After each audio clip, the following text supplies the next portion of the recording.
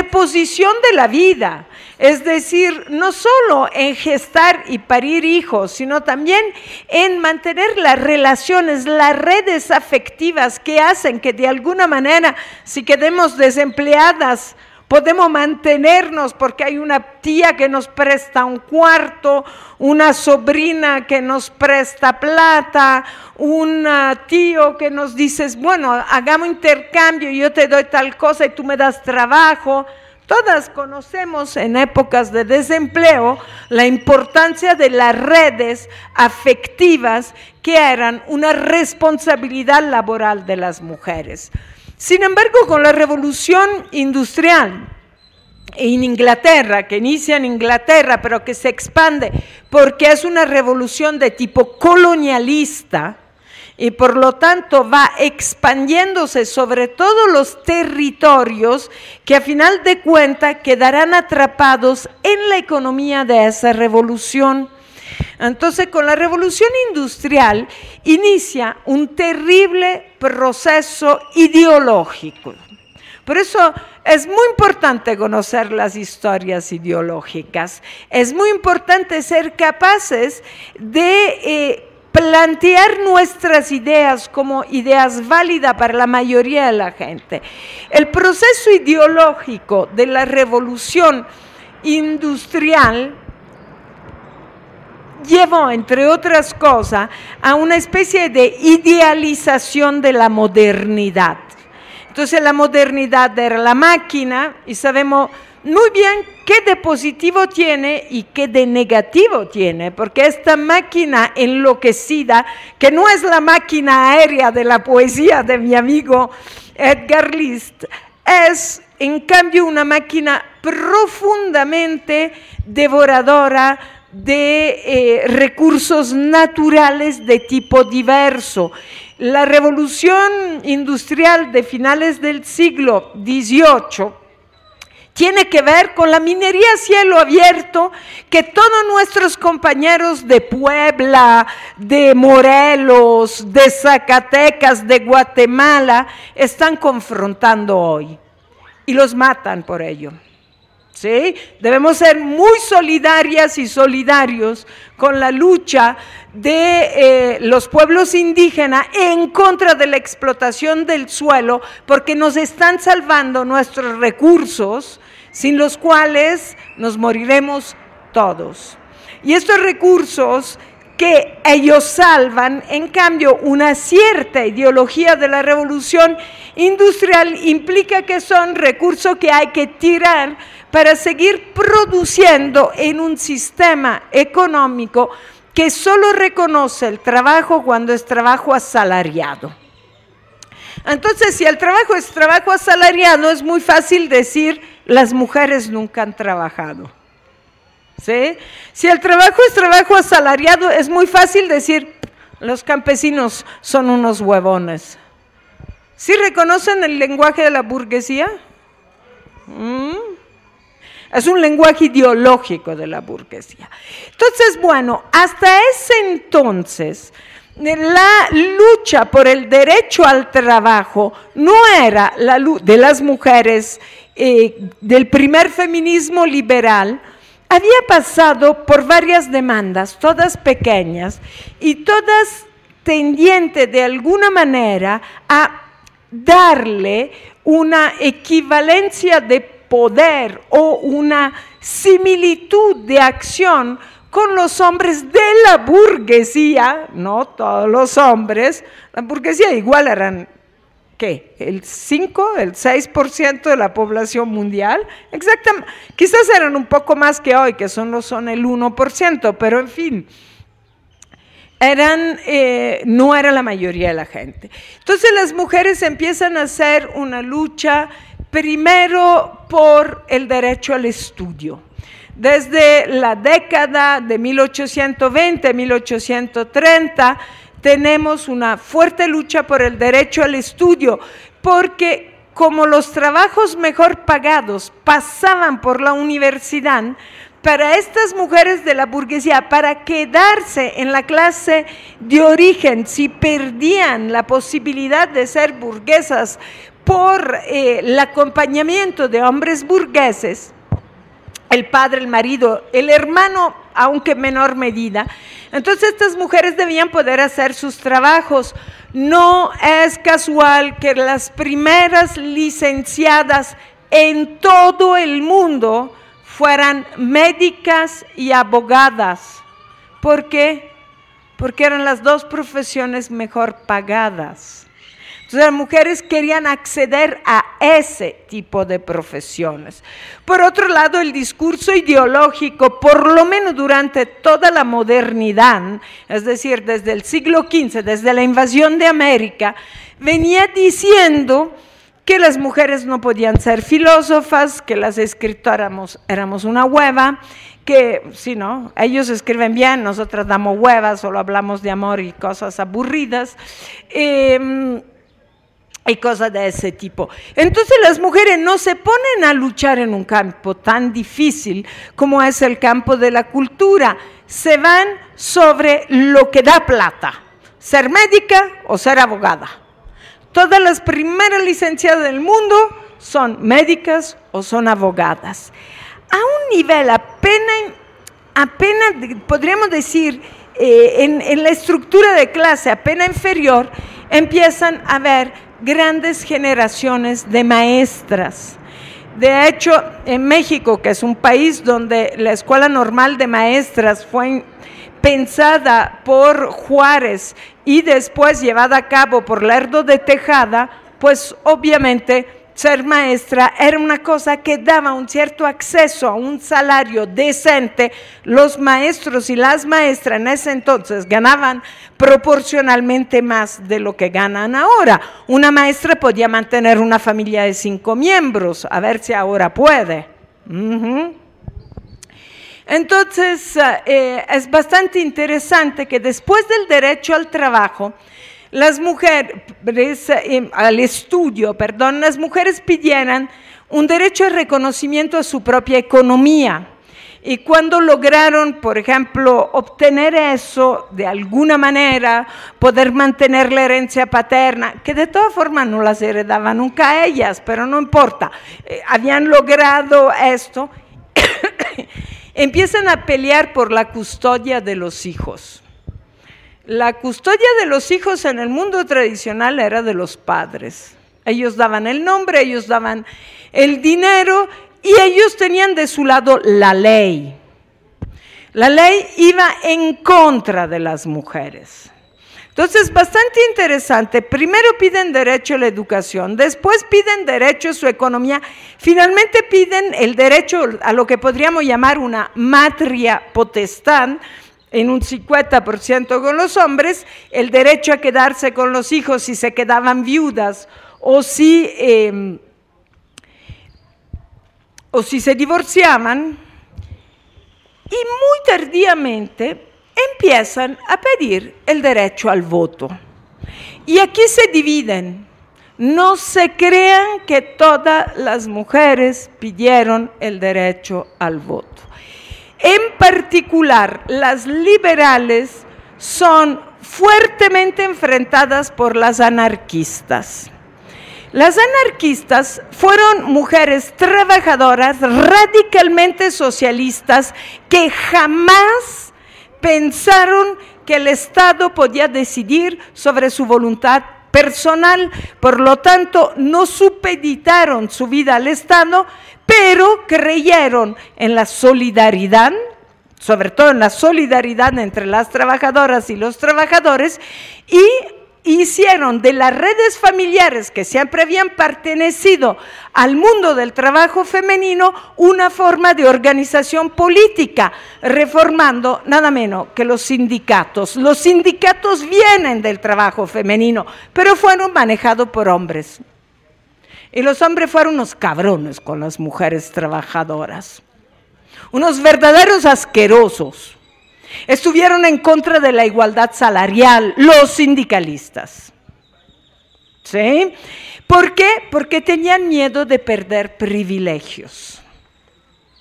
Privilegios que iban, por ejemplo, que si regreso a casa y yo traigo más dinero, entonces me van a servir la cena, ¿verdad? porque yo tengo más plata que ella. Si ella gana lo mismo que yo, a lo mejor ya no me va a servir la cena y me toca calentármela solito. Huevones. Los hombres son una bola de huevones. No todos, algunos están mejorando. En fin, ¿sí o no? Esa es una experiencia. El señor se ríe bajo su bigote porque le encanta que le calienten el café, ¿verdad? A mí también, se lo aseguro. Pero mi hija una vez me lo calienta y la otra me dice, caliéntatelo solita. En fin, la cuestión es que las liberales querían el voto, querían poder incidir en la ley del Estado burgués a través de su voto, y las anarquistas no querían el voto porque a final de cuentas decían, el voto solo mantiene el sistema tal cual está. ¿Verdad que estamos en una situación muy parecida hoy? Nos dicen que democracia es votar. La democracia es emitir el voto. Y hay toda una gran parte de la gente que dice, la verdad, el sistema es tan capaz de reproducirse a sí mismo que votemos por quien votemos, el sistema nos va a ganar. Por lo tanto, es inútil ir a votar.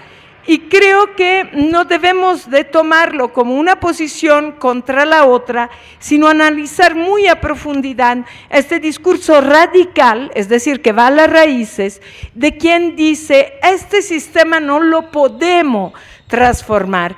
Y aquí viene el aporte de una feminista negra estadounidense, Audre Lorde, que decía, el sistema del enemigo no lo vamos a tumbar con las armas del enemigo, ¿sí? O sea, nadie hace un arma para matarse a sí mismo, ¿sí? Entonces, Audre Lorde decía, no debemos utilizar nada del sistema masculino porque a final de cuentas nos es enemigo. En realidad, yo les quiero decir, en 1910, cuando se instituye el 8 de marzo en Dinamarca, por la representante socialdemócrata, en ese entonces los partidos socialistas y después los comunistas se llamaban todos socialdemócrata porque era la terminología marxiana, entonces alemana fundamentalmente, que era el partido socialdemócrata más importante del mundo y también el más productivo de ideas, de organizaciones y todo, Rosa Luxemburgo y Clara Zetkin, que habían fundado un periódico, se lo leo en alemán, que significa la igualdad, pero en alemán suena muy importante, Die Gleichheit, ¿verdad que suena muy importante? Significa la igualdad.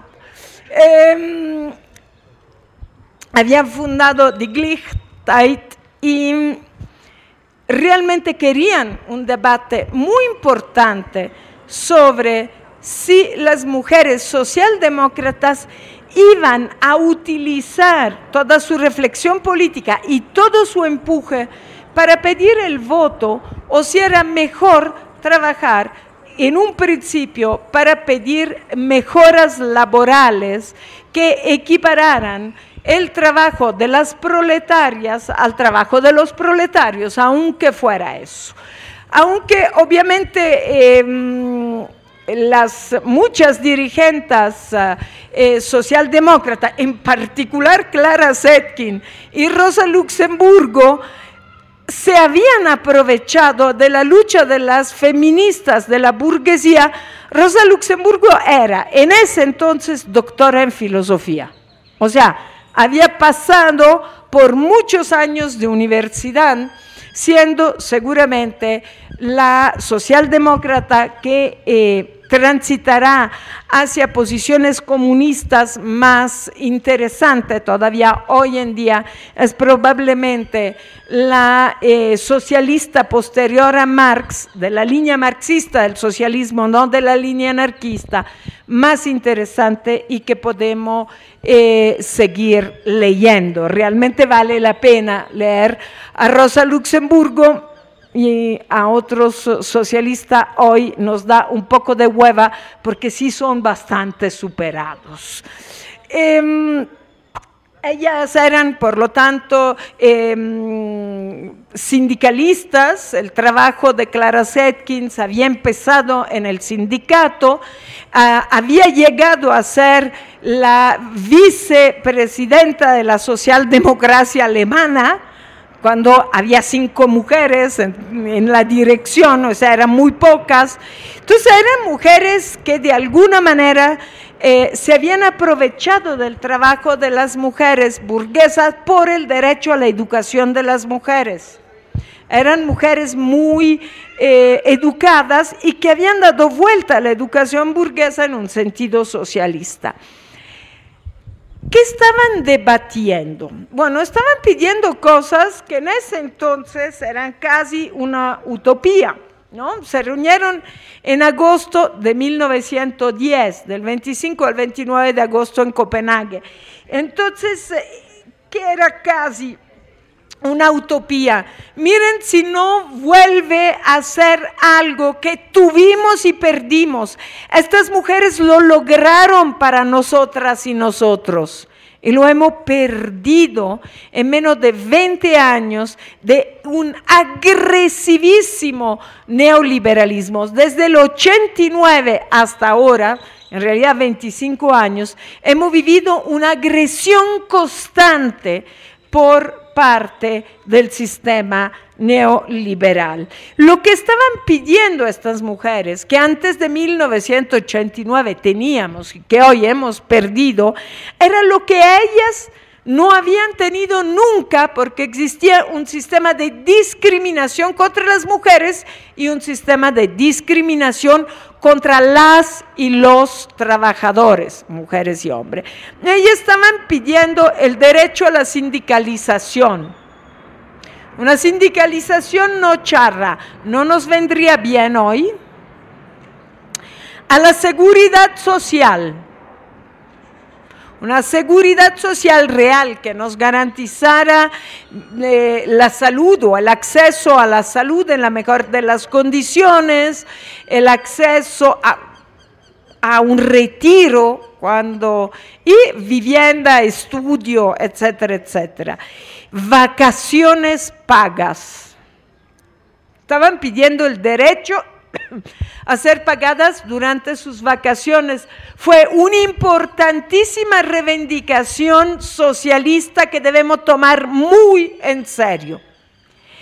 Los seres humanos, si no descansamos, avanzamos hacia un desgaste crónico que puede llevarnos a enfermedades degenerativas, ¿sí?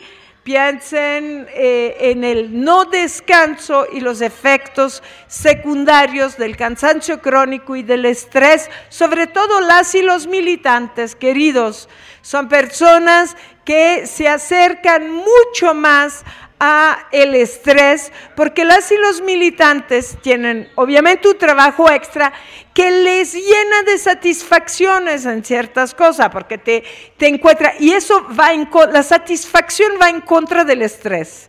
Cada vez que tenemos un logro, nos regeneramos, ¿es cierto o no es cierto? En cambio, cuando nos frustramos, sobre el cansancio se nos viene una especie de cansancio suplementario que nos estresa. Si sobre eso seguimos trabajando sin descanso, los domingos, los sábados, no tomamos vacaciones, el salario baja y por lo tanto tampoco podemos tomar vacaciones porque no podemos ahorrar para irnos, pero además porque utilizamos esos días para un segundo trabajo y ganar algo más. Bueno, todo eso reduce nuestra calidad física de vida, desgaste de nuestro cuerpo. No estamos hablando de algo ridículo. Las sociedades donde la gente llega a vieja en buenas condiciones físicas son sociedades que garantizan el derecho a las vacaciones en el trabajo. Y en cambio, en países donde tenemos fuertes niveles de desempleo, ligado al empleo informal, porque bueno, si el 70% de la población está desempleada, de alguna manera sobrevive, y sobrevive a través de formas de trabajo informal. El trabajo informal, queridos, descansa en la autoexplotación. En el trabajo informal no trabajamos 8 horas. ¿Cuántas trabajamos? 14, 12, en algunos días, si debemos hacer algo antes de Navidad para vender, 16. Eso se llama autoexplotación. Entonces, las trabajadoras organizadas de 1910 no conocían estas formas de trabajo, pero sí conocían la explotación laboral, que también las obligaba a trabajar 14 horas al día. Por lo tanto, junto con el derecho a vacaciones, pedían la jornada de 8 horas. Yo quiero insistir mucho sobre esta reivindicación de hace 105 años y la que debemos de hacer nosotras. La jornada de 8 horas fue un derecho que por lo menos la gente nacida en mi generación jamás pensó que lo perderíamos. Los que tenemos 50, 60 años, ¿alguna vez pensaron que íbamos a perder la jornada de 8 horas? Hoy la hemos perdido. Hoy la hemos perdido. Pregunten a los jovencitos qué trabajos encuentran. ¿Sí? Encuentran trabajos en bares y restaurantes. Bueno, también en el sicariato, pero esa es otra cosa. Y eso también vamos a tenerlo que analizar.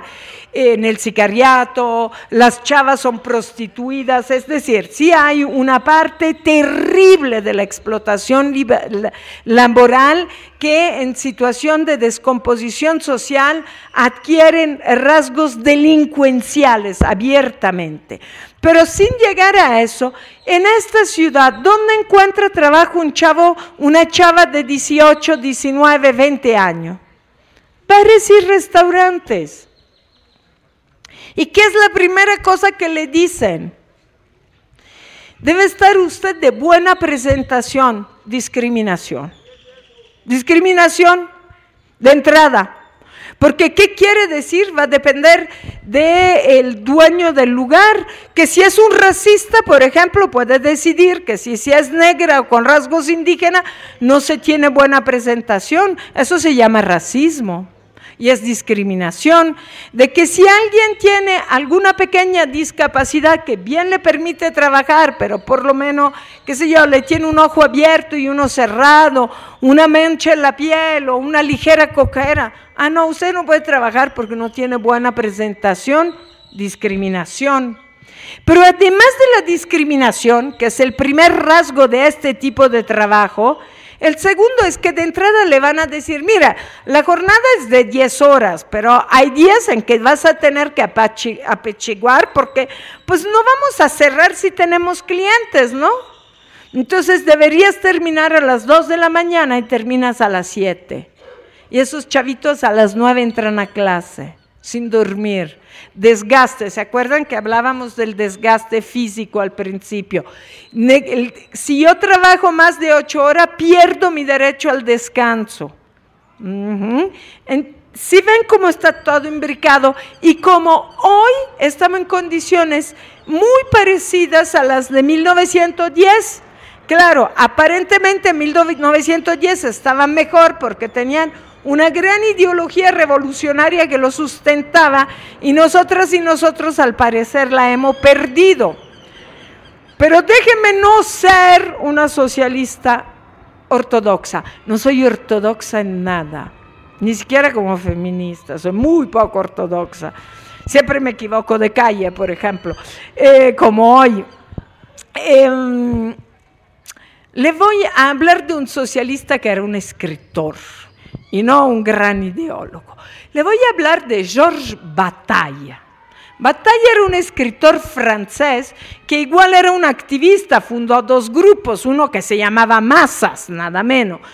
Entonces, no es que fuera un burgués, pero era un hombre que se dedicó a pensar las implicaciones estéticas, ideológicas y sexuales de la revolución. Y Georges Bataille decía claramente que a final de cuentas había varias maneras de reunirnos para transformar el mundo. Y él decía, la forma más fácil es tener un gran jefe, sea un líder, que es la peor de las cosas, si es una fuerte ideología de partido, creemos y pensamos ciertas cosas. Y es un ideal, digamos, que nos reúne. Dice, pero la gente se puede también encontrar, no por una ideología o por seguir a un personaje, sino por el horror. Frente a la muerte, y él estaba pensando en la muerte en guerra, yo estoy pensando en la muerte por delincuencia organizada, aquí en México y en Centroamérica por lo menos. Toda la zona mesoamericana compartimos algo, 6 mujeres asesinadas al día, 15 asesinados al día en promedio en México.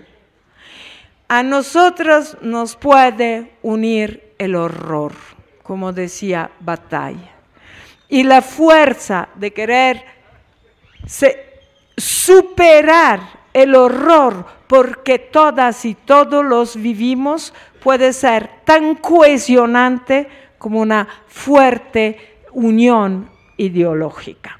Eso según Bataille, y creo que vale la pena de pensar. Él tenía una revista, además de ser un militante del grupo de masas, tenía una revista que se llamaba Acéfalo.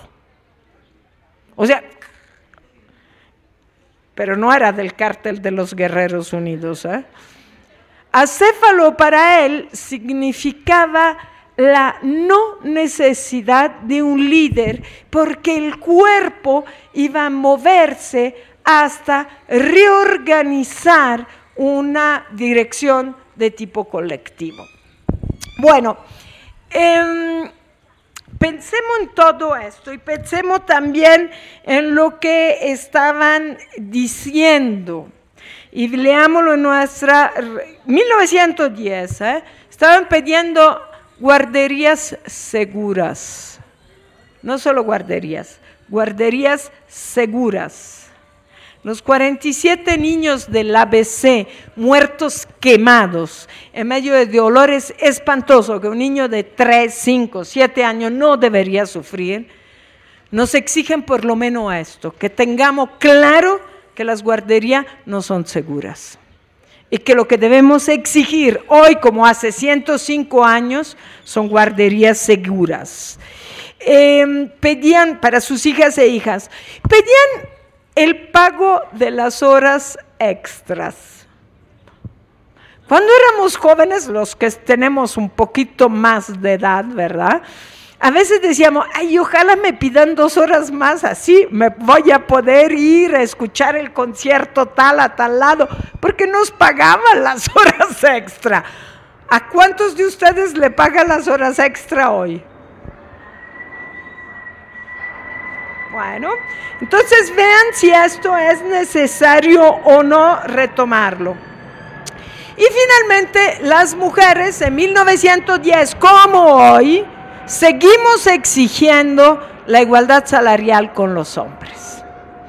Y esto implica algo muy complicado, porque en ese entonces por ley los salarios no eran iguales. Hoy por ley los salarios oficialmente son iguales. Y aquí nuevamente voy a poner el acento sobre si votar o no votar, que es tan importante para nosotras y nosotros.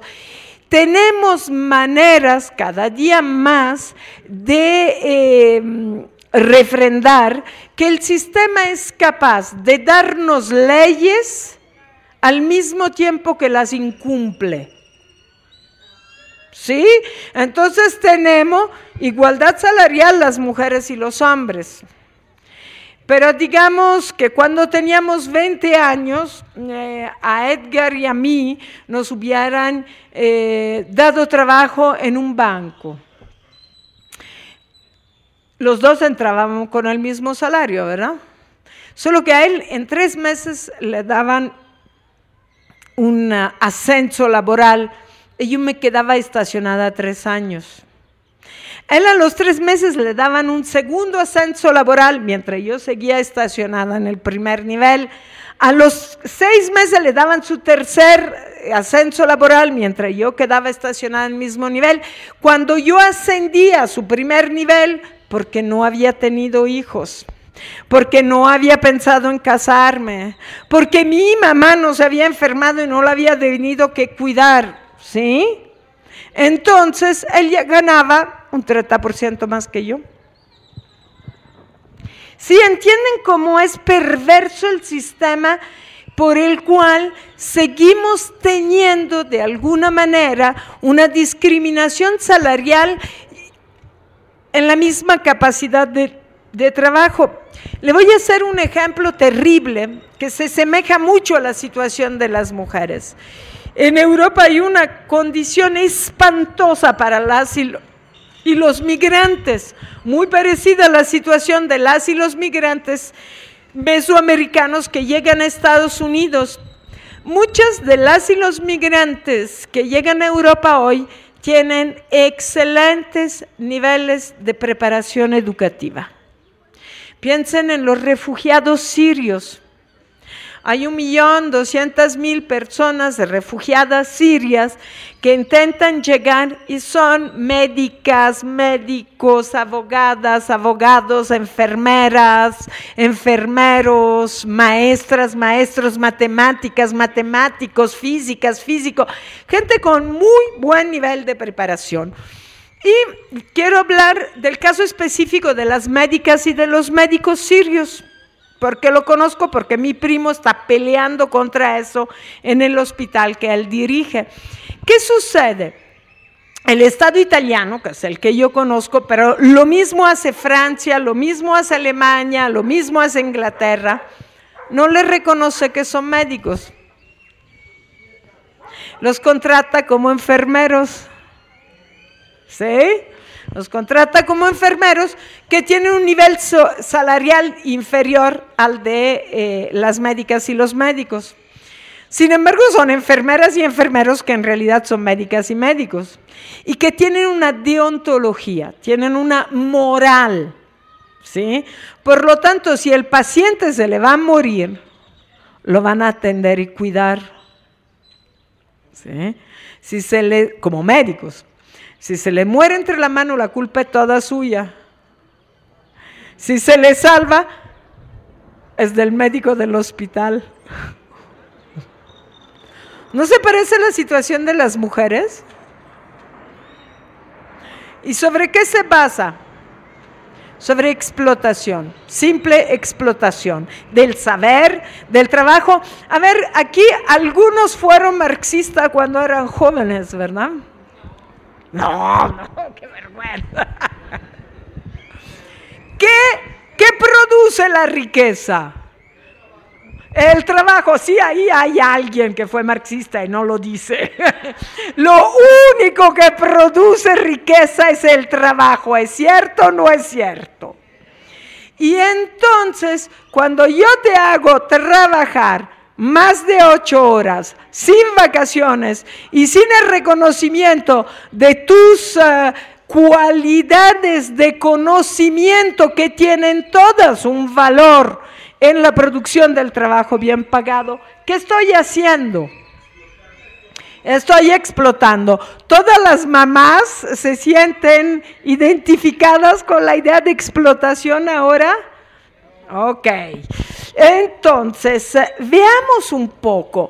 Las mujeres socialistas en 1910 terminan exigiendo en esa misma reunión en que piden todo eso, el derecho al voto. Las mujeres no solo quieren una jornada de 8 horas, no solo quieren derecho al estudio, derecho a guardería segura para sus hijas e hijos, derecho a la sindicalización, sino como última reivindicación ponen el derecho al voto. Durante los 5 días en que habían estado reunidas, debatieron si el voto significaba algo o no. Y terminaron diciendo que en el sistema, de todas formas, se habían organizado de tal manera que si ellas votaban o no votaban, el sistema iba a seguir funcionando tal cual. Por lo tanto, en una ocasión revolucionaria, ellas no votarían. Es decir, dada una revolución, el voto se vuelve completamente inútil, porque lo que se está haciendo es transformando la organización del Estado mismo. Pero en una situación no revolucionaria, el voto hacia determinadas posiciones políticas sirve para mantener en vida la fuerza del grupo de las y los trabajadores con sus reivindicaciones para toda la sociedad. Eso es muy importante. Voy a hablar de puros viejos revolucionarios. Voy a hablar de un señor Lenin.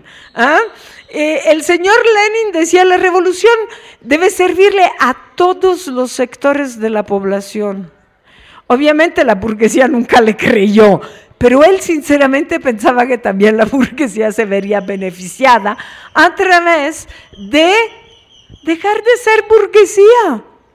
O sea, dejar de ser un explotador es algo que habla muy bien de ti como ser humano. ¿Sí? En fin, es lo mismo. Si nosotros podemos incidir en que con nuestro voto no se den las peores reformas, entonces vamos a tener una incidencia no revolucionaria, pero una incidencia en poder evitar la explotación más brutal de nuestra fuerza de trabajo y de nuestros recursos. Miren, si el voto no tuviera ninguna importancia, de verdad, no hubieran organizado los fraudes electorales que organizaron y que se equivalen totalmente a golpes de Estado. Golpe de Estado blando, pero con una equivalencia muy parecida, ¿no? Pudieron dejar pasar reformas antipopulares sobre el trabajo, sobre los recursos naturales, sobre los recursos humanos, sobre la pérdida de derechos, ¿no? A través de esta idea por la cual todo y cada uno de nosotros debe tener, ¿qué? Su changarro y su bocho, por favor. Entonces, claro, autoexplotación sobre autoexplotación, pero al mismo tiempo te pueden, porque estamos en periodo electoral, porque ya hay muy poco sobre qué explotar, te pueden retirar 10,000 millones de salud pública. Yo vengo trabajé por años en una pequeña universidad bien importante, porque fue la primera universidad pública que se formó después de casi 30 años, que es la UACM. La UACM es una universidad pobre y nunca nos importó ser una universidad rica, pero que a una universidad pobre le quiten 150 millones es dejarla en la casi inoperatividad, ¿sí? Entonces estamos viendo que ¿por qué hacen esto? Porque a final de cuentas deben de poder demostrar a través de actos represivos que no, que solo el capital funciona. Ay, miren qué bien les va la náhuac mientras le va tan mal a la UACM. ¿Sí? La UACM la mantiene el impuesto, los impuestos de todas y todos los ciudadanos para el beneficio de las hijas y de los hijos de todos los ciudadanos. ¿Sí? Por lo tanto, así debería de ser toda la educación y así debería de ser toda la salud. porque pensar en una salud solo para ciertos sectores, por ejemplo, los sectores de trabajadores que pagan impuestos, deja fuera a toda la ciudadanía, siendo que cada día menos tenemos trabajo asalariado asegurado. Además de que siempre hubo personas que no están hechas para el trabajo asalariado. Las y los artistas producen muchísimo, producen algo vital, indispensable para la buena vida, pero que no es cuantificable. Y sin embargo tienen todo el derecho de las otras personas a la salud, por ejemplo, a la educación, a la vivienda, a la libertad de movimiento. Las mujeres sabemos mucho de libertad de movimiento, de cómo la libertad de movimiento es un derecho humano de primera generación. Si le van y le preguntan a cualquiera, la libertad de movimiento, ay no, la garantiza la Constitución, ¿sí? Si te asaltan en la calle a las 10 de la noche y eres una mujer, lo primero que te pregunta el Ministerio Público es, ¿y usted qué hacía en la calle a esa hora? ¿Y a usted qué fregado le importa? Estaba ejerciendo mi libertad de movimiento. ¿Y a dónde se movía usted? ¿Y a usted qué fregado le importa? Es mi libertad de movimiento. ¿Cierto o no es cierto? Bueno, piensen este derecho que a las mujeres siempre lo tuvimos y nunca lo pudimos ejercer por la cuestión. Hoy en toda la población, sí, hace menos de 2 semanas, en una ciudad donde yo viví mucho tiempo, en Zacatecas, salió un camión rumbo Ciudad Juárez. Ni siquiera habían pasado Fresnillo y los asaltaron, golpearon a toda la gente que estaba en el camión, a una chava la violaron, tortura, la violación es tortura, a una chava la violaron y a un chofer le dispararon una pierna. ¿Por qué iban ustedes a Ciudad Juárez? ¿Y a usted qué fregado le importa? Es nuestro derecho a la libre circulación, ¿cierto o no es cierto? Se llama libertad de movimiento. México es un país, junto con Honduras, que en América tiene el mayor número de periodistas muertos, asesinados. Honduras es el primero y México viene después. Pero después nos dicen que tenemos libertad de información y de opinión. Por favor. La censura se ejerce también a través del miedo. Y el miedo lo pueden provocar quien sea. Lo puede provocar el Estado o lo pueden provocar grupos delincuenciales. Si los grupos delincuenciales se reproducen, es que el Estado los deja reproducir. Desde la perspectiva más tradicional, burguesa del mundo, el Estado es el único que tiene derecho al ejercicio legal de la represión y la violencia, ¿es cierto o no? Y entonces, ¿por qué tenemos paramilitares? Tiene patente, el Estado tiene patente de corso. Bueno, ¿por qué hoy la patente de corso la tienen paramilitares, narcotraficantes, tratantes, vendedores ilegales de armas? Los tratantes son neoesclavistas, ¿eh? Nos han dicho que la esclavitud está abolida.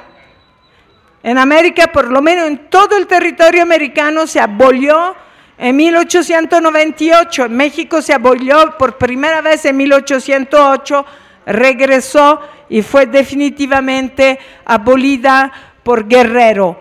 Pero hoy en día, ¿qué pasa con las muchachas y los muchachos que desaparecen? Son esclavos. Entonces, como verán, es muy importante recuperar la historia de las mujeres, recuperar los debates que tuvieron que sostener, por ejemplo, ¿vale la pena o no vale la pena votar? Las mujeres socialistas optan por el voto antes, digamos, del estalinismo, ¿sí? Porque después, bueno, el estalinismo hace coincidir en una forma perversa el Estado con el progreso, cosa que yo no creo que sea cierta. Pero estas mujeres desde antes, en una situación muy parecida a las nuestras, quizás revolucionaria también esta, quizás, no lo sé, porque sí no tenemos ni el líder ni la gran ideología, pero sí tenemos la comunidad de los hartos y de las hartas. ¿Sí? Entonces, y eso es batalla, ya sé. Yo creo que necesitamos repensar los logros de las mujeres. Y se lo digo, es urgente encontrarnos, porque yo no creo que las mujeres nos liberamos solo poniendo fin a la violencia, pero poner fin a la violencia es un objetivo inmediato e indispensable por el que necesitamos luchar, y es algo que necesitamos exigir si optamos por el voto a nuestros representantes. No se puede tener el nivel de violación a los derechos humanos. La ONU reconoció que en 10 años en México se aumentó la violación a los derechos humanos en un 600%. Eso hace menos de 10 días, la ONU, no estoy diciendo un grupo revolucionario. 600% de empeoramiento de la condición de derechos humanos. Pero le voy a decir que dentro de esto, las mujeres, como mujeres, hemos perdido seguridad a pesar de haber logrado una de las mejores leyes que podamos imaginar, porque la ley en contra, bueno, por el derecho a una vida libre de violencia, es una de las leyes más preclaras que pueden haber. Ahora, esa ley ya tiene 14 años. En ese 14 años la violencia contra las mujeres ha empeorado en un 400%. Si les da, y aquí lo terminamos para empezar a hablar entre nosotros, para que ustedes tomen la palabra, pero sí les quiero leer unos datos, porque a veces el dato duro, que no explica la dinámica por la cual se llegó a él, sí nos puede dar, sin embargo, la base desde donde debemos volver a organizar de muchas formas para mejorar nuestras condiciones de vida. En abril de 2013, hace 2 años, el Observatorio Ciudadano Nacional del Feminicidio, es decir, del asesinato de las mujeres por el simple hecho de ser mujeres, reportó que hubo 1.003 presuntos casos de feminicidio sin responsables detenidos. ¿Qué quiere decir sin responsables detenidos? Impunidad. ¿Y la impunidad qué hace?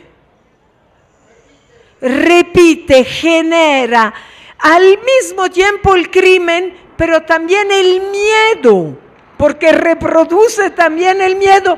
¿Y el miedo qué hace? Paraliza. Hay unas compañeras ecologistas, feministas ecologistas, que han hecho un estudio para ver cómo la introducción del fracking, que es la fracturación hidráulica del terreno en el norte de México, que es una de las cosas que más críticas desde los ecologistas de todo el mundo está recibiendo, al punto que en Texas acaban de prohibirlo, habiendo sido el primer lugar donde lo introdujeron hace 6 años. Bueno, el fracking en México está permitido y se empieza a trabajar en los lugares donde la violencia ha sido tan brutal como Tamaulipas, como Coahuila, como Nuevo León, donde la gente está aterrada y no se organiza. Ahora les voy a decir quién se ha organizado en esos lugares. La gente acéfala, las que comparte el hartazgo por la violencia, las madres y los familiares de los muchachos y muchachas desaparecidas. En Coahuila fundaron una organización que se reunía para bordar en los parques públicos los nombres de los muchachos desaparecidos y las muchachas desaparecidas. Entonces, ¡ay, qué acción política tan brutal! ¡Ja! Se retomaron el espacio público, queridos. Estar sentado como nosotras y nosotros estamos sentados aquí, en esos lugares, era imposible por la violencia delincuencial que el Estado solapaba. Es muy sutil, claro. Claro, eso es muy cierto. Cuando yo no tengo un culpable identificado, el miedo llega de todos lados, ¿cierto o no es cierto? Y por lo tanto paraliza a todos niveles. Y es difuso. Claro, no permite. Solamente en el momento del golpe se cree tener una lógica, pero inmediatamente envejece. Cuando la violencia es así difusa, en efecto, no hay posibilidad de identificar de dónde viene, quién es mi enemigo, cómo la revierto. Entonces, por ejemplo, dejo de hablar con la señora, porque no vaya a ser que sea la reina del barrio, ¿no? ¿Sí entienden? La desconfianza. Hoy en día, recuperar la confianza entre nosotros es una tarea revolucionaria. Y creo que esto es muy importante para las mujeres, recuperar las redes, para seguirnos liberando, si no, la violencia nos va a impedir actuar y reivindicar nuestros derechos. Bueno, yo preferiría si el responsable es el Estado, solo que ya no da la cara. ¿Sí? Ya no da la cara.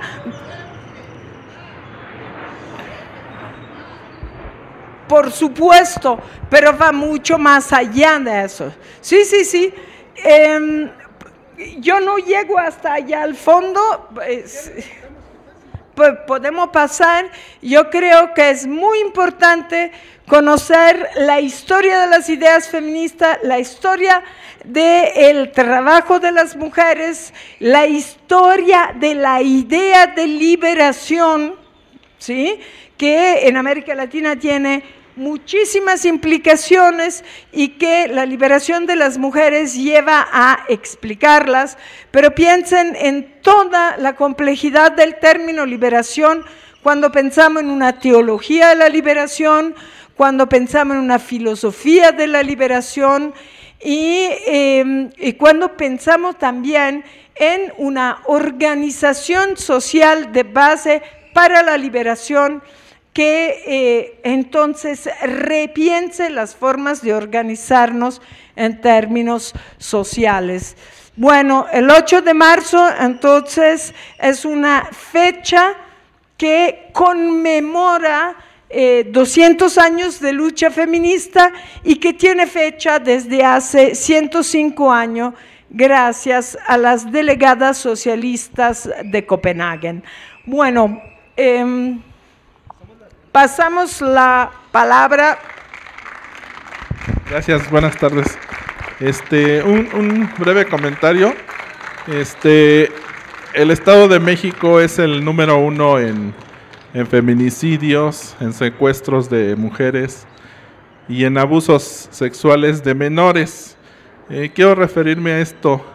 Hay infinidad de casos en que niñas de 12, 13, 14 años son madres hasta por segunda vez. La mayoría de las ocasiones son abusos de sus mismos familiares. ¿Nos puedes tú explicar qué está generando que en la sociedad se dé ese pensamiento?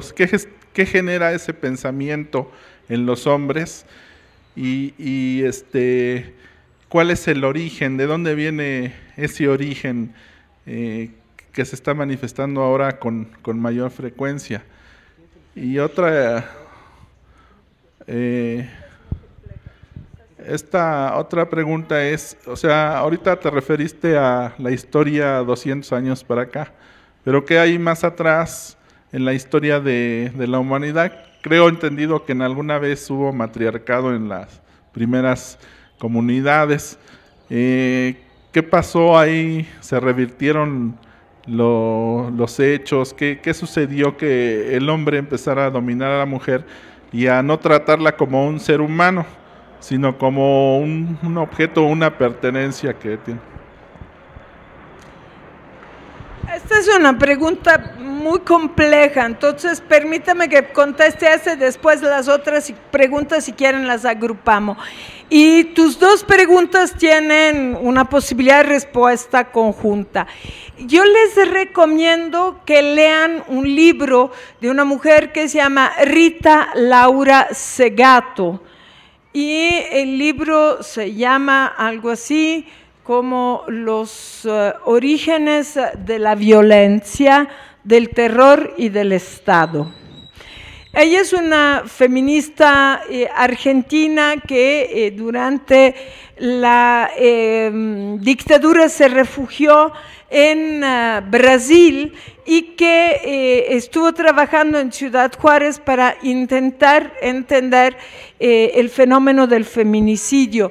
Es una latinoamericanista en este sentido también de vida, ¿no? de trabajo. Y ella retoma la idea de una mujer, una politóloga estadounidense que se llamaba Carol Pateman. Y Carol Pateman, como buena politóloga, cuestionaba nada menos que a Thomas Hobbes. Thomas Hobbes es un filósofo inglés del siglo XVII,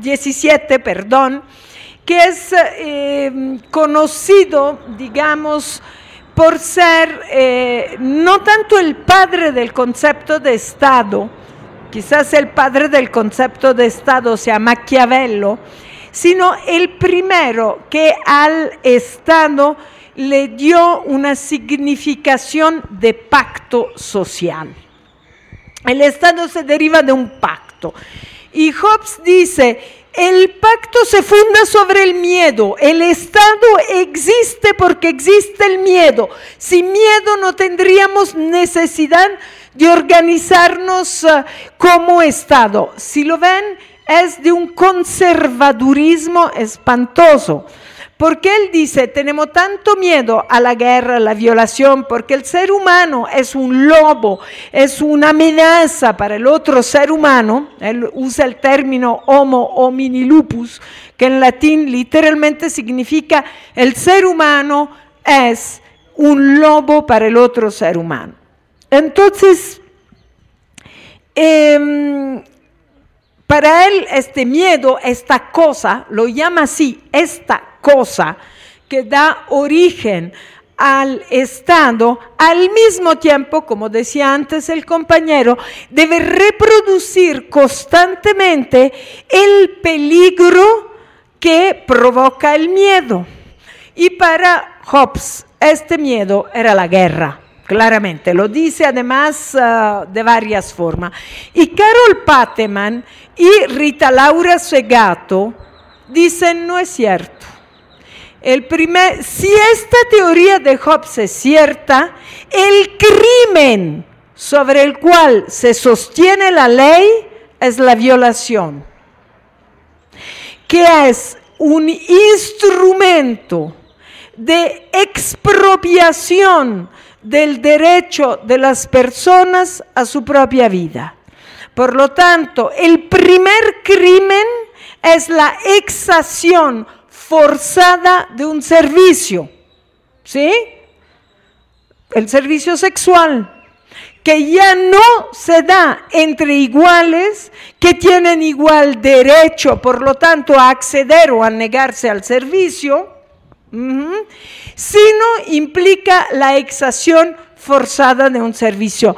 Desde ese mismo momento, la violación se convierte, según Pateman y Segato, en lo que da origen al Estado. Y dando origen al Estado, da origen también a todas las jerarquías sociales. Sobre la base de la jerarquía, hombres superiores, mujeres inferiores, se dan las jerarquías de clase. Tengo más, soy superior. Y con la invasión de América, sobre estas jerarquías que podían ser de casta. Acuérdense que en los sistemas aristocráticos tú eres según de quién naces. Tienes un tipo de derecho si naciste aristócrata y tienes otro tipo de derecho inferior, menos derecho, más obligaciones si no naciste aristócrata. Ni siquiera antes de 1789, ni siquiera compartían los mismos tribunales. Entonces tenemos jerarquías construidas sobre ideologías de nacimiento, de sangre, de esto y de aquello. Tenemos jerarquía construida sobre la riqueza simple. Yo tengo más, por lo tanto soy mejor que tú, porque tú no eres capaz de lograr tener lo que yo tengo. Que es una locura, pero ese es el pensamiento positivista del clasismo contemporáneo, ¿sí? Entonces, y en 1492, o más bien en 1500, inmediatamente después, nos encontramos con una nueva jerarquía, que es la jerarquía racista. El racismo es la forma más sutil de la dominación europea en América. Identifica una victoria militar con un grupo físico de personas. Ustedes saben que las razas no existen, ¿verdad? Todos los seres humanos somos interfértiles. Biológicamente, solo hay una raza humana. No obstante, cuando ciertos rasgos de ciertos grupos los combino con ciertas jerarquías de tipo económico, de tipo de derechos, ¿no? Si yo parezco tal, tengo derecho a tal cosa, si no parezco tal, no tengo derecho a eso. Y además con la guerra, que es también una gran constructora de jerarquía. La gente, los barcos colonialistas salían cargados de armas desde los puertos europeos.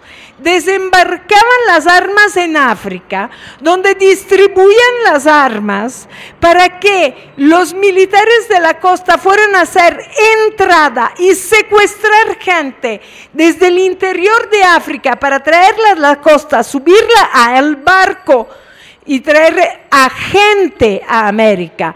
Esa gente tratada, porque se trataba de trata, durante ese viaje llegaba a América y se convertían en esclavos.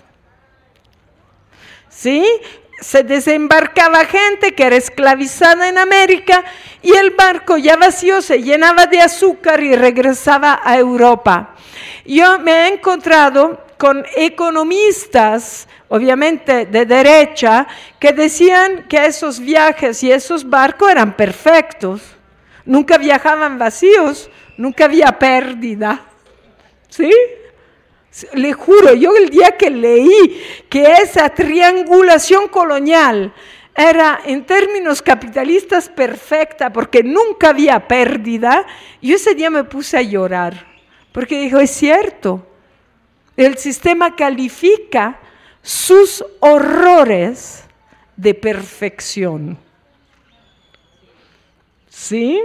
Entonces, esta estructura dará pie que en América van a construirse grupos diferenciados por rasgos físicos. Entonces, aquellas personas que se parecen más al grupo dominante colonialista tendrán privilegios sobre aquellas que se parecen a los pueblos originarios locales derrotados y sobre todo sobre la gente que tiene los rasgos físicos de las personas tratadas desde África a América y convertidos en esclavos en América. Entonces el sistema racista es un sistema muy complejo que sigue actuando hoy en día. Sí estamos en sociedades racistas hoy en día, todavía es cierto.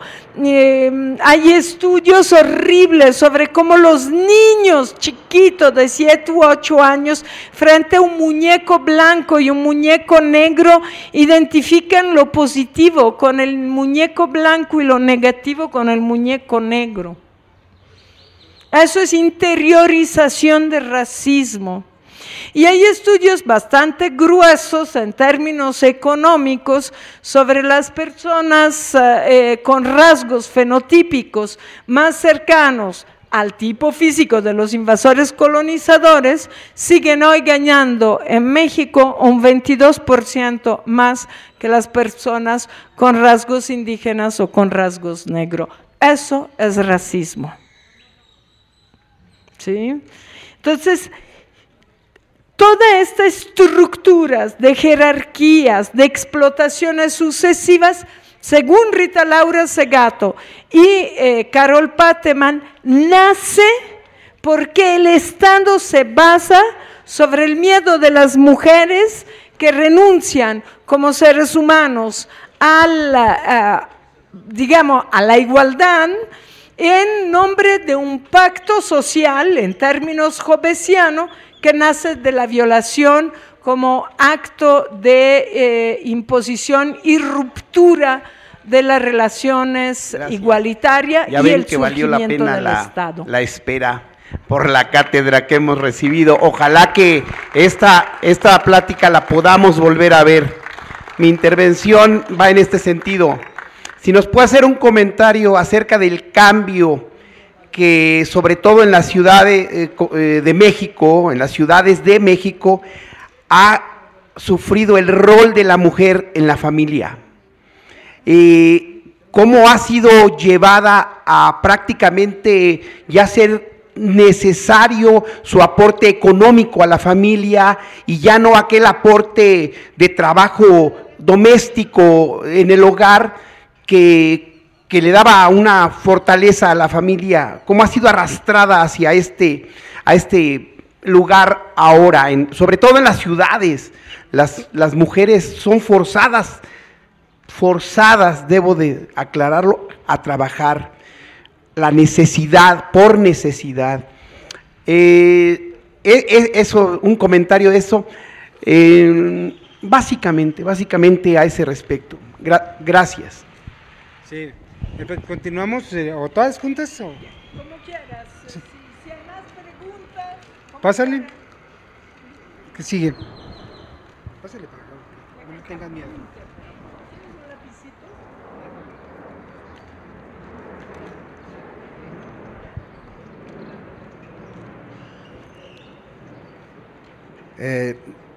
Bueno,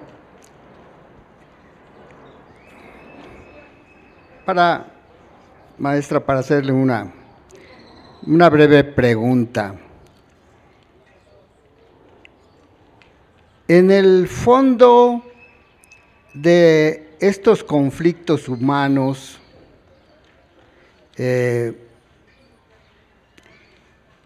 subyace la ambición del ser humano. Yo creo, posiblemente, pues, esa ambición de apoderamiento, de tener algo, sí surge, por supuesto, en un acto de violación, pero no solamente un acto de violación, aún sin violación, hay el afán de apoderamiento, la ambición de apoderamiento, que además sugiere, no sé si así sea, la creación de múltiples formas para preservar y para aumentar o para tener o sostener esa ambición. Y de ahí a la explotación del trabajo del ser humano y de ahí a la división de clases, pues no hay más que un paso. Y sus formas no son tan sutiles. Yo creo que nuestro trabajo debía de ser descubrir esa sutileza para decirle a hombres y mujeres, qué bueno que celebramos el Día de la Mujer, porque yo creo que es la más explotada, porque es la más vilipendiada.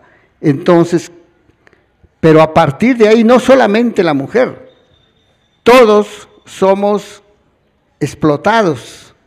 No, el caso en este momento terrible, pues perder un derecho como el de las 8 horas, es tan terrible perderlo como no haberlo conquistado nunca. Entonces, abramos todos los campos de lucha posibles y encontremos qué hay en el fondo para explicarlo con más sencillez, y ese es el trabajo o la pregunta que le quiero hacer. Muchas gracias. Yo doy un comentario y una pregunta. El comentario es que sí hay que recalcar mucho que lo que más nos está afectando es la moral capitalista, la que nos han impuesto. Porque estaba viendo algunos videos de mujeres de Coahuila, donde ellas deciden, pues prefieren casarse con un narco porque es la que las va a mantener, les va a dar dinero. Estaba viendo otro a otra chava que decía que, bueno, ella le escuchaban los narcocorridos porque le interesaba mucho esa cultura, porque es la única manera en la que ella puede obtener dinero.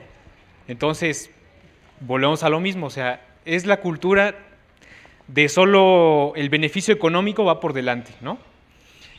Y pues sí es muy complicado a veces hacer entender a la sociedad, porque pues todos tenemos que comer, y la única manera en la que puedes comer pues es obteniendo algo de dinero, ¿no?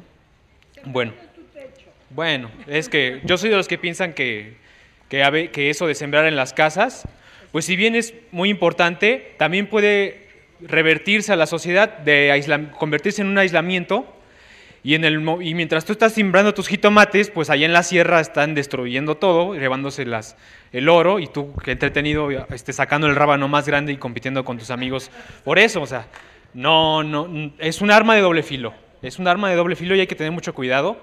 Hay que sembrar en el propio claro, o sea, no sí, de exactamente, porque también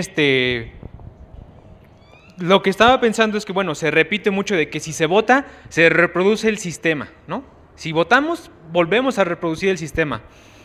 Si esa premisa fuera verdad, el sistema no tendría necesidad de hacer fraudes electorales. O sea, quede quien quede, se llame como se llame, no importa, de todos modos se va a seguir reproduciendo el sistema.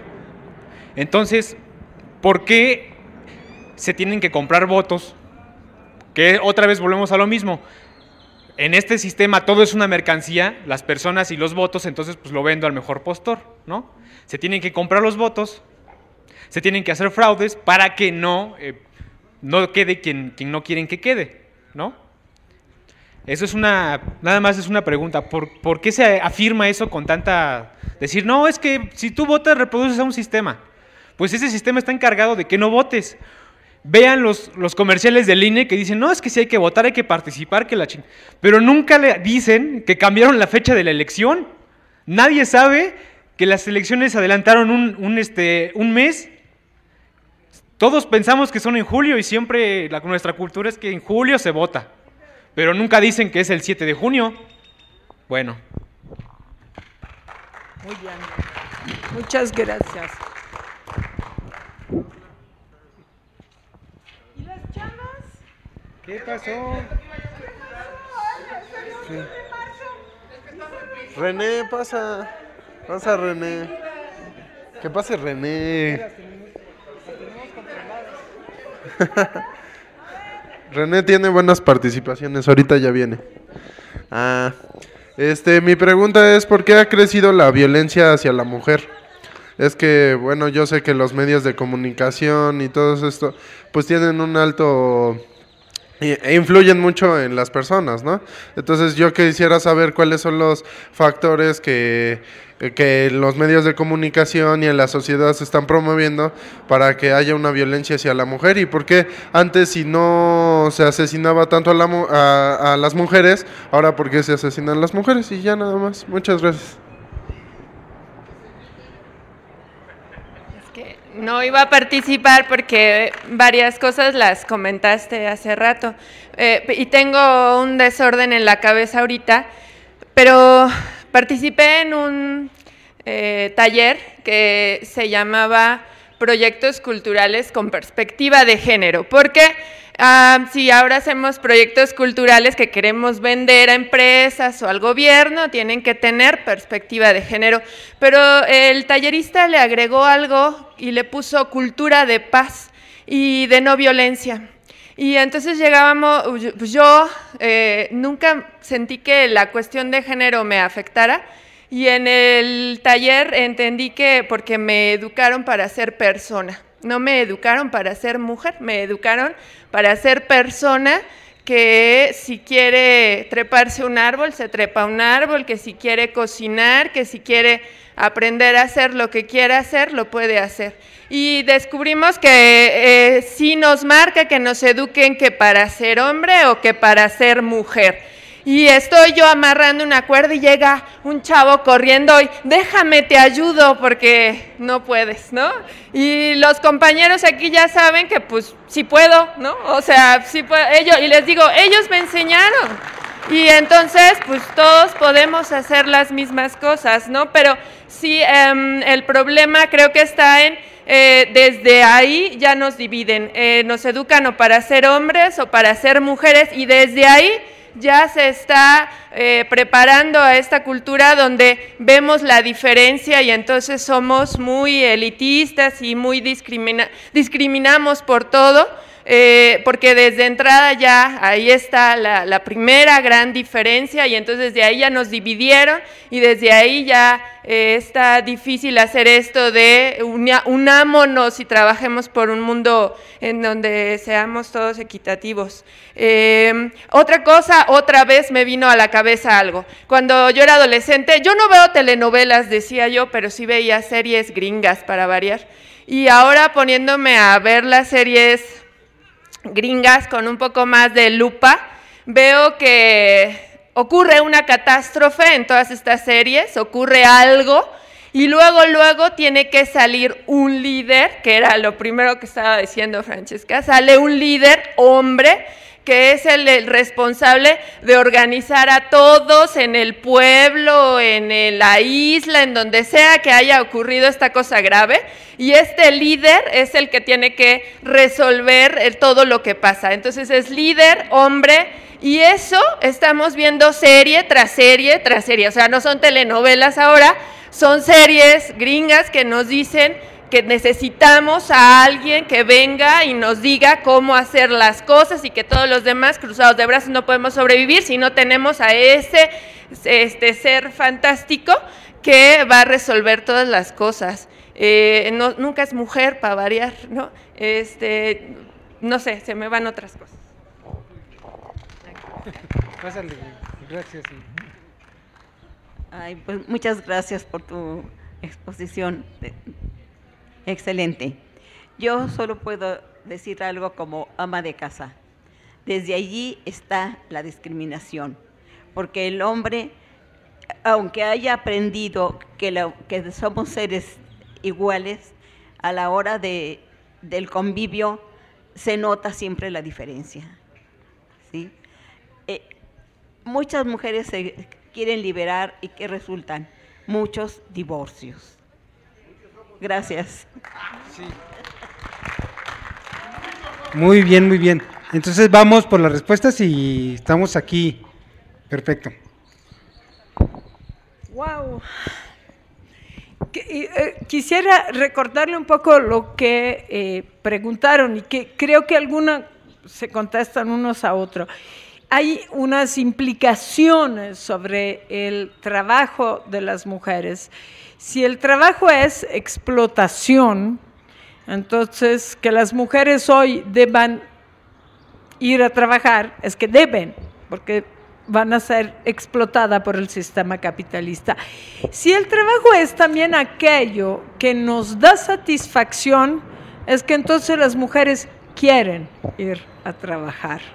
Y el trabajo como tal tiene las dos características. Es decir, cada una y cada uno de nosotros sabe que hacer ciertas cosas nos satisface profundamente. No siempre podemos vivir de lo que nos satisface, entonces los convertimos en nuestro hobby. Hoy en la mañana, antes de venir aquí, tuve huésped, una compañera de Morelos, que me decía, yo debía de trabajar en esto y esto y esto, pero a mí lo que siempre me gustó fue la medicina. Entonces, por hobby, empecé a ocuparme de herbolaria. Después, ya a los más de 30 años, logró entrar en la universidad, es una compañera nahua y hoy es una de las médicas herbolarias mejores del mundo.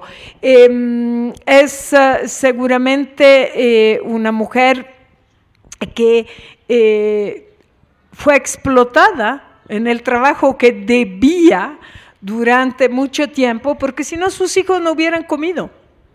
El trabajo agrícola en México es uno de los trabajos peor pagados y ella trabajó primero en el trabajo del hogar, asalariado, fuera de la casa, y después en la autoexplotación en un changarrito.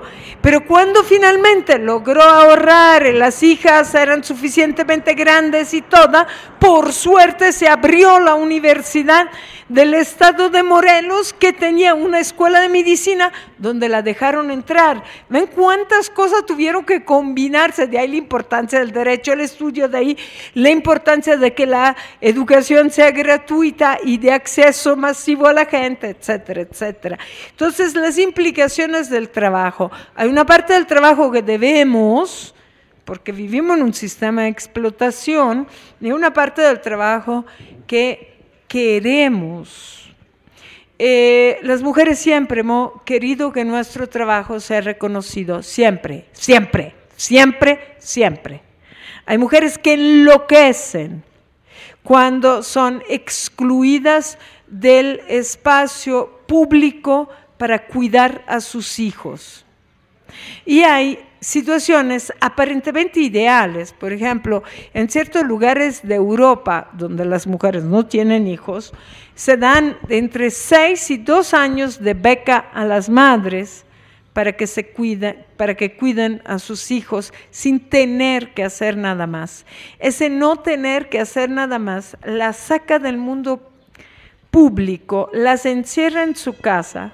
Y Inglaterra es el primer país del mundo en número de madres que matan a sus hijos.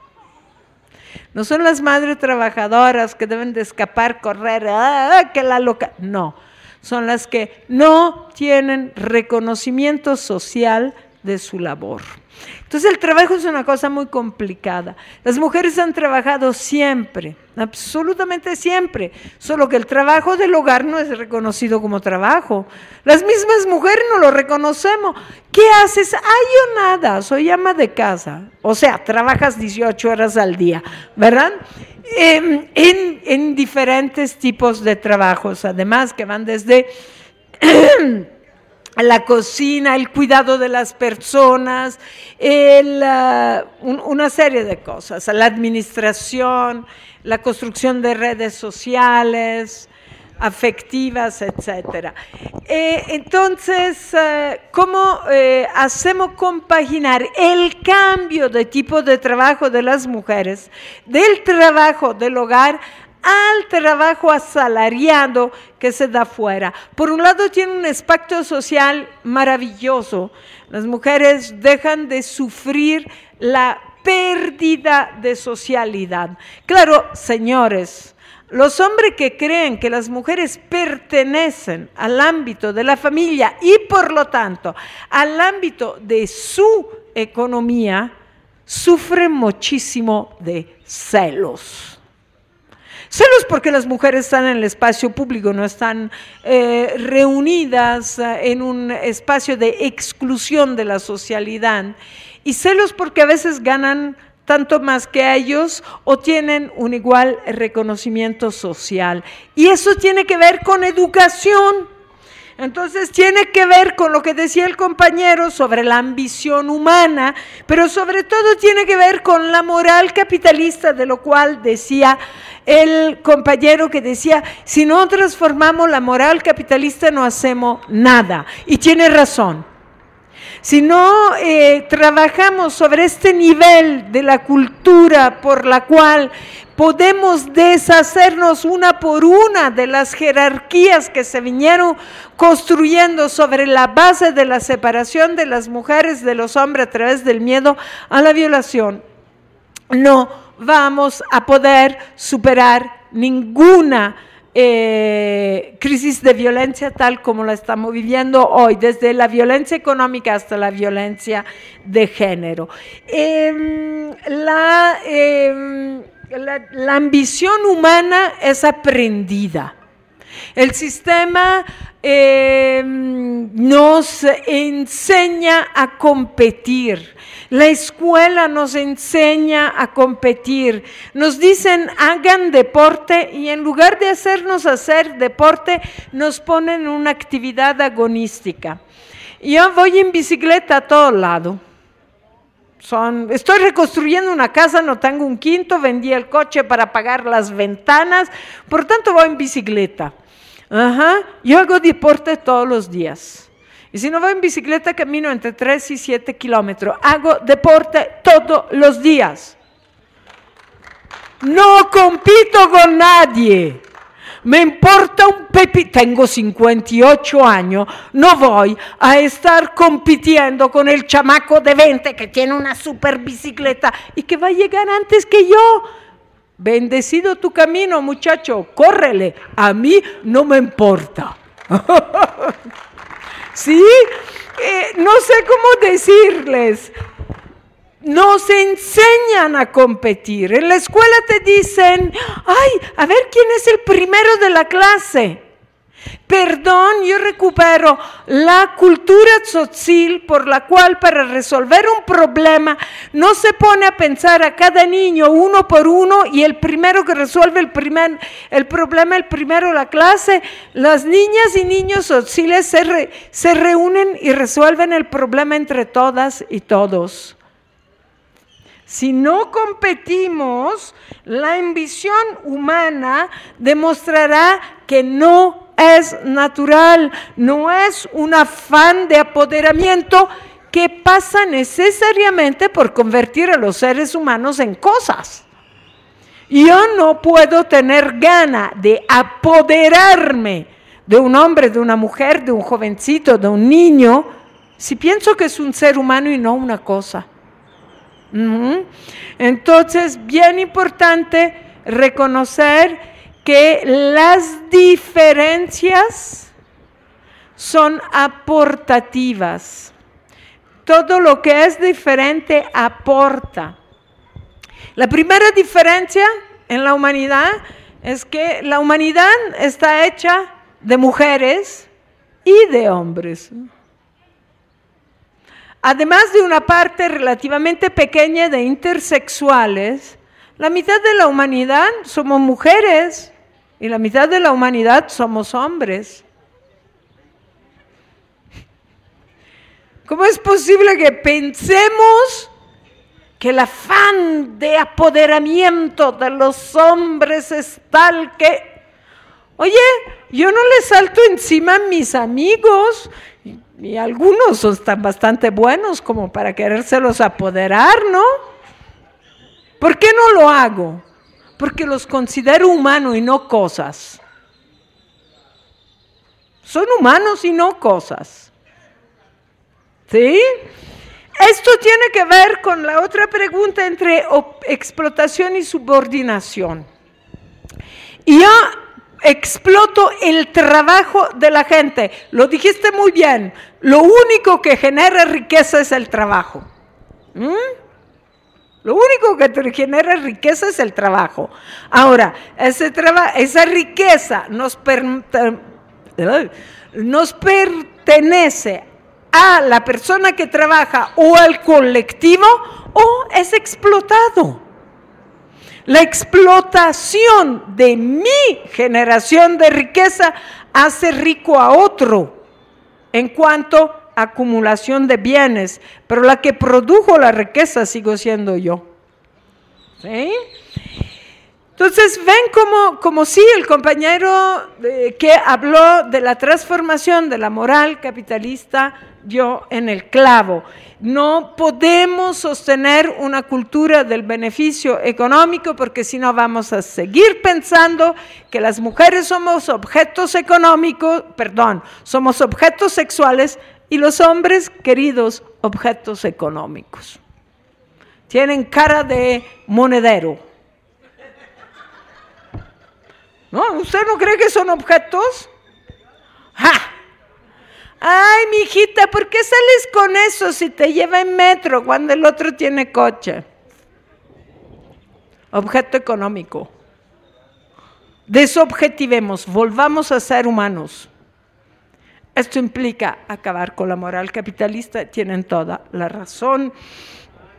Y bueno, ¿sobre qué factores promueven la violencia? Yo creo que la compañera dijo algo muy importante. Ella dio la respuesta. Los factores que producen y reproducen la violencia contra las mujeres, que parecen crecer en ciertos momentos, es que estas educaciones diferenciadas que te educan a hacer algo, y ese algo se llama hombre o mujer, recuérdense, son educaciones. Esas educaciones producen también que las mujeres son violables para mantener este sistema de género. Si no acabamos con esta educación, seguimos manteniendo los factores que promueven la violencia. Y cuando el sistema de género es puesto en crisis por la salida al trabajo de las mujeres y su mayor poder de decisión político y económico, porque las mujeres de repente empiezan a aprovecharse de su conocimiento y de su conocimiento de que los hombres son objetos económicos, tienen cara de portamoneda. Cuando yo era niña, las portamonedas tenían forma de puerquito, ¿no? No estoy diciendo eso, ¿eh? Pero sí se acuerdan que poníamos las moneditas ahí. Bueno, no estoy diciendo que los hombres tienen cara de puerquito, pero solo ahora se me vino un recuerdo. Si no transformamos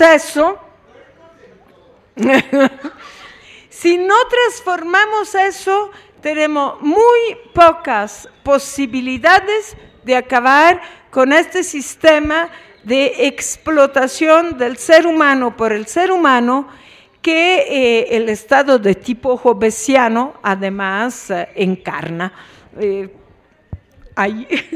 Espero haber contestado algo, pero ustedes se pueden contestar entre ustedes.